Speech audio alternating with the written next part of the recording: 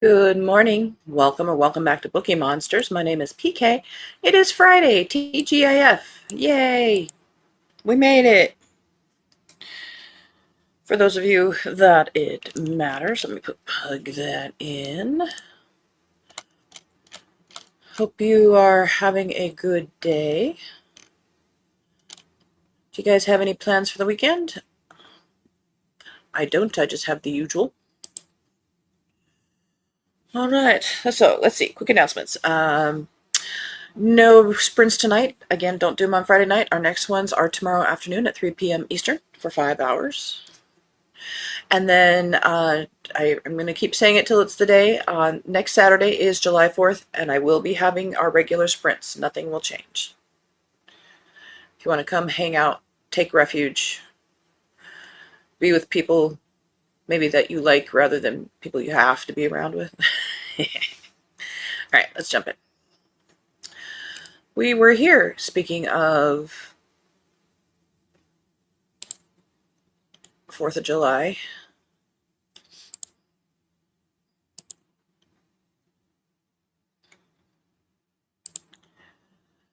Red, White, and Blue Collar Murder by Addison Moore and Bellamy Bloom. 33rd in the Country Cottage Mysteries.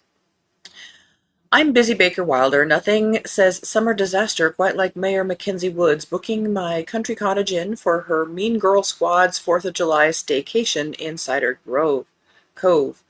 Between beach parties, fireworks, and frozen cocktails, these women screenshot private texts and weaponize social media as if it's a contact sport. So naturally, when their self-proclaimed Queen Bee turns up dead during the patriotic kickoff party, Mackenzie ends up looking guilty as sin. Suddenly, I'm clearing the name of a woman I can barely tolerate, armed with my mind-reading quirk, my talking pets, Fish and Sherlock Bones, and Mackenzie herself, who's discovered that being framed for murder is way less fun than framing people on social media. Excuse me, but before I can unmask the killer, another body drops at our seaside celebration. Now I'm running out of time to stop a murderer who's willing to kill anyone who gets too close to the truth, all while managing summer festivals, dodging a shady contractor, and keeping my new baby away from the chaos. My pets are stealing every treat they can get their paws on, my sister's viral candle disaster keeps getting worse, and my detective husband is solving a double homicide during fireworks season. Good thing I can read minds, because in a group this backstabbing thoughts are deadlier than secrets. This is an innkeeper who can read minds. I don't think that's a skill I would actually want.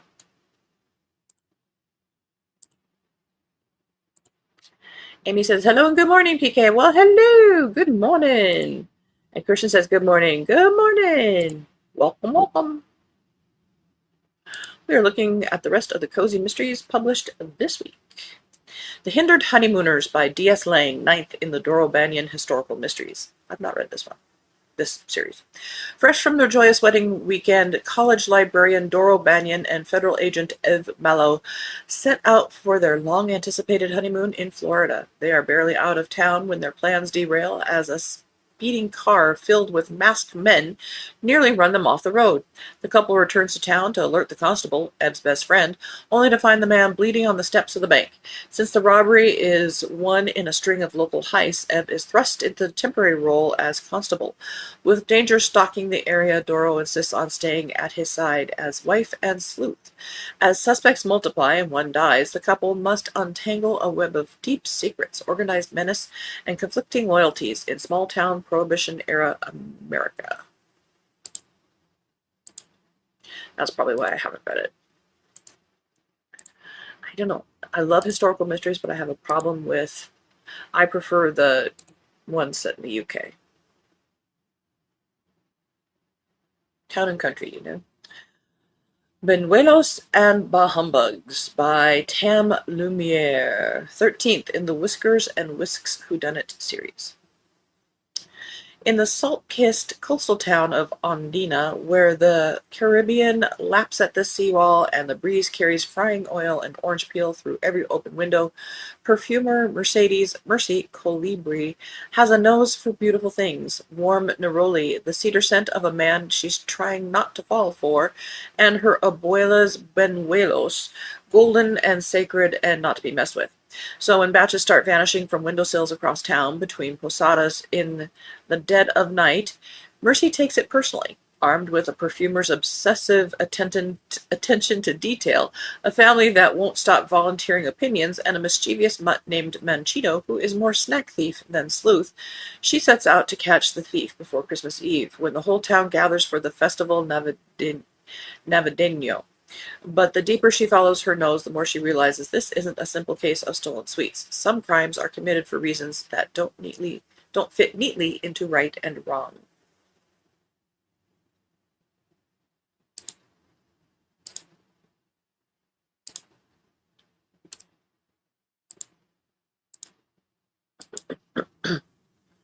Murder at Lake Como by Lee Strauss, 30th in the Ginger Gold series. It's the summer of 1929. Europe teeters on the brink of change, and Italy thrums under Mussolini's iron hand. Hoping for a holiday of sunlit waters and elegant soirees, Ginger and Basil Reed accept an invitation to a grand villa on Lake Como. But amid boat rides, languid dinners, and champagne under the cypress trees, tragedy strikes. As Ginger and Basil delve into a glittering world of Italian nobility, feuding artists, and political intrigue, they uncover a tangle of secrets that reaches far beyond jealousy or betrayal. The closer Ginger comes to the truth, the more dangerous the game becomes, especially in a land where questions can draw the wrong kind of attention.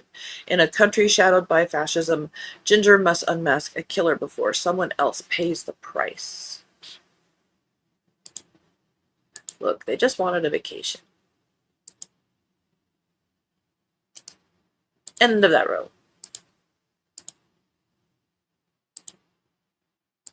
Person said, regarding the plans for the weekend of working. Oh, no. I'm sorry. To get days off during the week then? Or is this extra? Jams and Jailbirds by Erica J. Welton, 10th in the Alphabet Soup Mystery Series. Chef Jessica Vasquez has waited most of her life for this. Tito is out, settling into a job at the family furniture store, getting to know the twins, eating at Granny's full table again. The crock pot is thriving, her new jalapeno peach jam is selling out by noon, and Ivy and Dove are about to turn 9. For the first time in a long time, Jessica's world feels whole. Then Zammy, the friend Tito vouched for on the inside, is found murdered. Within days, the evidence starts pointing in one direction. A coached witness, an anonymous note, and a car that matches the one Tito drives. A formal review hearing is set for 2 weeks out, and if it goes the wrong way, Jessica loses the father she only just got back. She knows Tito didn't do this. Proving it is another thing entirely. As Jessica digs into Zammy's death, the long shadow of the Klein Leasing Company stretches over everything. There's a stranger who turned up in Dashwood just before the killing. There's a friend who seems to know a little too much about Jessica's life.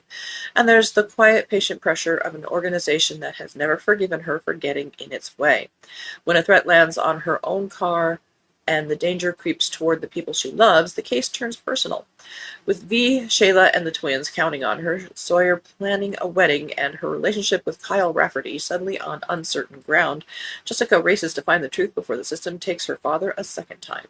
Can Jessica catch a killer and keep her father free, or will the family she fought so hard to build be torn apart just as it finally came together? All right.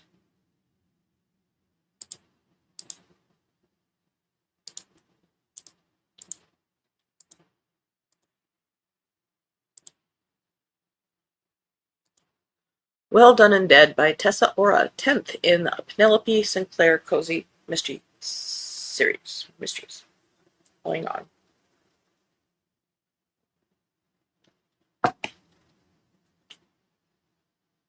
When celebrity chef Dominic Hale opens his luxury waterfront restaurant in Bath, Maine, the town turns out in full force, even if half the guests secretly can't stand him. After all, Dominic has a talent for taking credit, crushing dreams, and making enemies with a smile. So when he's found dead before the final course, nobody seems entirely shocked, not even antique dealer Penelope Sinclair. Penelope helped design the restaurant and had access to every corner of the building. Now she finds herself tangled in a murder involving bitter kitchen rivalries, broken business deals, stolen ambitions, and secrets someone is desperate to keep buried. A furious sous chef with everything to lose, an ex-wife armed with legal threats, a charming nephew who knows more than he says, and someone watching Penelope far more closely than feels comfortable. Because in Bath, Maine, revenge is simmering, and somebody isn't done cleaning up the mess.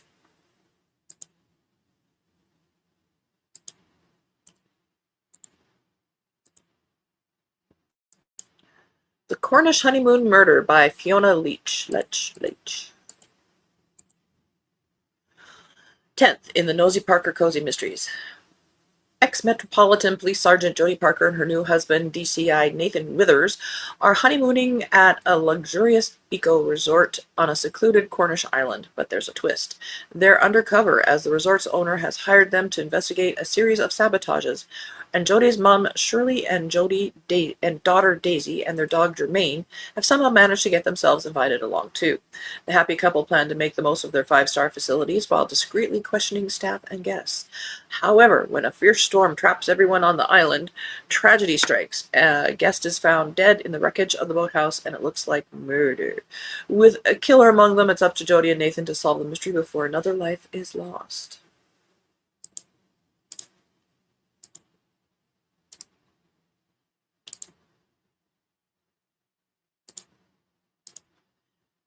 Cat Red-Handed by Aaron Scott. 12th in the Whiskers and Words Mysteries. Whoops. Whiskers and Words' newest lost soul isn't a cat, but a quiet woman named Raven, who's been renting out the apartment above the bookshop. After a handful of months with her new tenant, Lou couldn't be happier. You shouldn't have said that. Not only is Raven beginning to come out of her shell, but she's also proven herself to be a huge help around the bookshop, which is why Lou is shocked and devastated when she and Easton find Raven standing over a dead body in the bookstore, holding a knife. Lou is sure her new friend would never hurt anyone, but the fact they caught her red-handed, not really, is going to be hard to refute. Now, when it comes to light that Raven had a sordid history with the dead person, it seems like yet another strike against her, but Lou knows the true killer is still out there. On a mission to clear her friend's name, Lou dives into the secretive woman's past. Will she change her mind about Raven's innocence once she learns the truth behind why she's been hiding out in Button?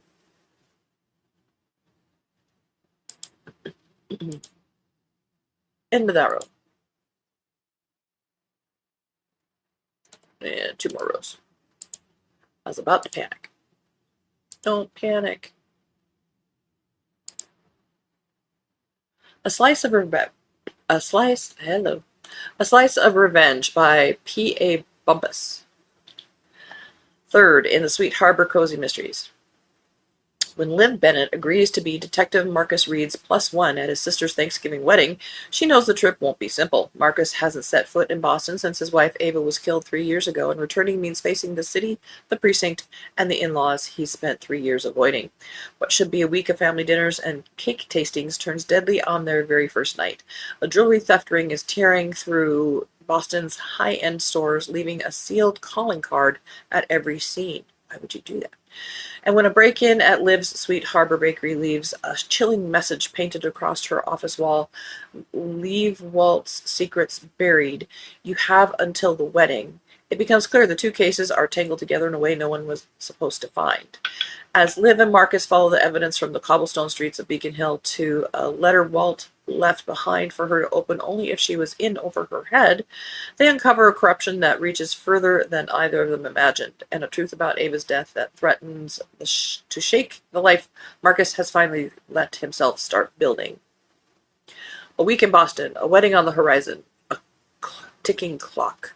Somewhere in the shadows, someone who doesn't want the truth to come out before Saturday.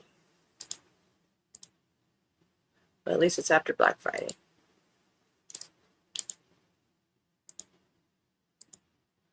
Murder at the Yacht Club by Poppy Bridgman, 1st in the Off-Leash Murder Mysteries.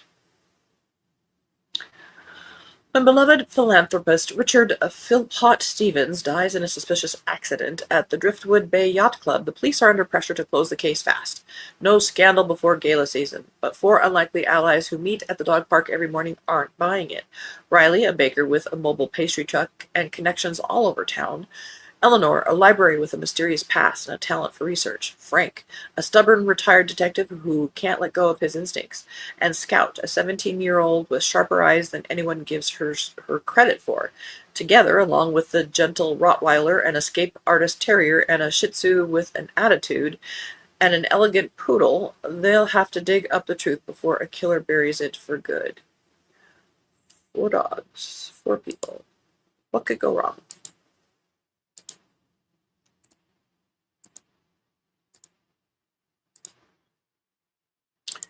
Kirsten says, I do get days off during the week, so I can't complain too much. Yeah, you can. We'll let you.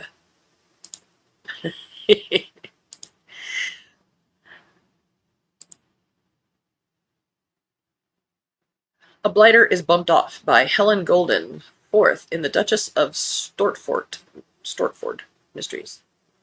London, 1892. Alice, Duchess of Stortford, it's probably pronounced like Smith, has returned to town determined to enjoy her first season as a wealthy widow, but instead of balls, flirtation, and whispered gossip, she finds herself besieged by ambitious bachelors, none more persistent than the insufferably smooth-talking Miles Fonthill.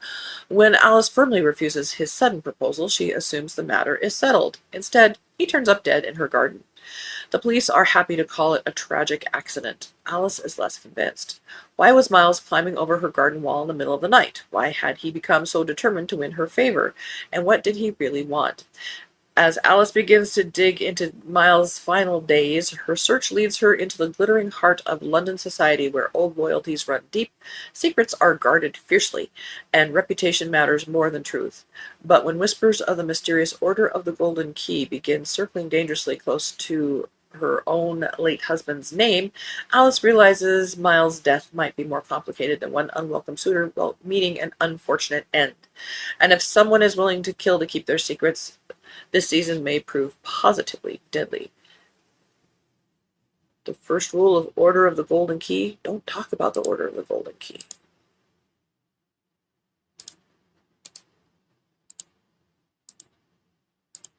A Twisted Review by Alan Troy, 8th in the Pixie Twist Mysteries. She should know better by now. When Cricket's Delights, a dazzling drag performance troupe, arrive to headline the Piers Victory celebration, the mood in St. Mo is pure joy. The decorations are up, the community is out in force, and for one shining evening, everything feels exactly right. Then someone turns up dead backstage. With a killer loose among the sequins and spotlights, an innocent friend framed for a murder they didn't commit, and a shadowy financial scheme threatening to unravel everything Twiz has worked to build, St. Maurice's favorite accidental sleuth finds herself navigating her most complicated case yet. The suspect list keeps shifting, the witnesses keep contradicting each other, and someone very powerful is pulling strings from the shadows. Strings that could bring down not just Twiz's business, but the entire future of her town. Oh, and Star Sinclair is up to something, as usual. End of that row. Which is good, because we're running out of time. A Fatal Exhibition by Lorraine Bartlett, 10th in the Victoria Square Mysteries. The Bonner Gallery at the Victoria Square Annex opens with a well-attended cocktail party hosted by Katie Bonner's mother-in-law, Margot. As the evening winds down, property manager Nate McKenzie arrives to help lock up.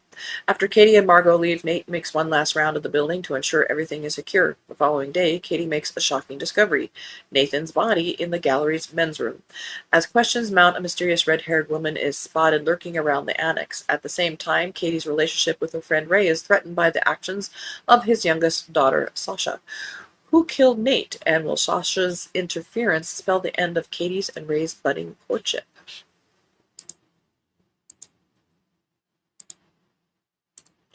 Ooh, Annalie Huber. This is a good series. This is a good historical mystery series, if you're looking for one. Start at the beginning on this one. This is 14th in the Lady Darby Mysteries, although I am behind. July 1833. Lady Darby and her dashing husband Sebastian Gage are settling into their newly renovated home at Bevington Park in Warwickshire with their young daughter. With the breach between them and Sebastian's father recently healed, they've agreed to help host a country house party for friends and family to share in their joy. Kira is also anxious to help promote a match between her brother Trevor and the woman he's fallen in love with, inviting her family to join them. However, Kira swiftly discovers that the would-be bride's family is not without their detractions. Her brother is unpleasant, her mother is abrasive, and her father, the prosperous industrialist Jeremiah Burnham, is brusque, discourteous, and at times downright rude. So when Mr. Burnham's secretary is found murdered with Burnham standing over her body, many are content to allow him to take the blame. But neither Kira nor Sebastian believes he did it, and in spite of his bluster and boorish behavior, they can't let an innocent man be hung for another's crime. Unfortunately, Burnham had his fair share of enemies at the house party, and any one of them could have struck out at his secretary in order to get to him. That would suck. It's up to Kira and Sebastian to uncover the truth and salvage Burnham's reputation. As the couple slowly inches their way closer to the truth and threats emerge against their loved ones, Kira begins to fear that the price of solving the crime may mean sacrificing her brother's future happiness. 2 more. We're almost there. Don't Upstage the Body by Naomi Stevens. Oh, this sounds interesting. It is 1957, and Hippolyta, I'm going to say, Halfpenny, and her family have mastered the business of bereavement. As professional mourners, they are so accomplished that even Lord Basil Montfort, the famous and wealthy recluse, engages the family services for his own funeral. Tired of disguises and aliases, Hippolyta vows it will be her last performance. Then she discovers the undertaker's body during the wake and finds herself cast as an amateur sleuth in an increasingly unpredictable investigation. Soon rain washes away the roads, trapping the funeral party at Lord Montfort's estate with an unidentified killer in their midst. Bound by her father's wishes to maintain their charade, Hippolyta navigates a web of secrets spanning decades. But sorting truth from deception proves even more difficult when Lord Montfort's charming yet perceptive heir suspects Hippolyta is not all she appears to be. I suspect a love interest. Concealing her family's true identities while unraveling secrets might be a role Hippolyta, I'm just call her H, is hesitant to play, but with a murder among them, she must unmask the truth before the final curtain falls. Oh, I hope it holds up. That sounds interesting. Professional mourners. I could do that. Pirates of the Cabernet by Lynn Joseph, 10th in the Mermaid Bay Wine Mysteries. After Noelle Knight's latest discovery, her quiet Florida Keys town is suddenly anything but quiet. Reporters are crowding the boardwalk, treasure hunters are whispering over maps, strangers are arriving with too many questions, and everyone seems convinced Mermaid Bay is hiding one more secret. Noelle would much rather be in her wine shop with Cabby, her very opinionated black cat, pretending none of this is her problem. So when a rare and priceless Cabernet vanishes under suspicious circumstances, Noelle finds herself pulled into another mystery, one that may be connected to the town's newest obsession. Then someone turns up dead. Now Mermaid Bay is drowning in rumors, old legends, and very real danger. With Finn nearby, Cabby supervising, and half the town chasing treasure, Noelle has to figure out who can be trusted before the next clue leads straight to another body. And that is it. I'm intrigued by one series I'm already in, so that's pretty good. I will check out that professional mourner one.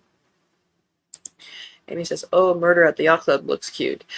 That looks fun too, yes. Amy says, yes, murder mystery with professional mourners does sound fun. I hope the writing holds up. I'm going to check it out.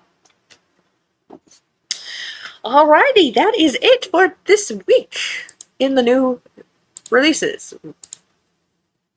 in mysteries. Next week, a whole new batch, hopefully. I don't know. I haven't looked ahead or anything. I don't know if the holiday will affect the number or not, so we will see.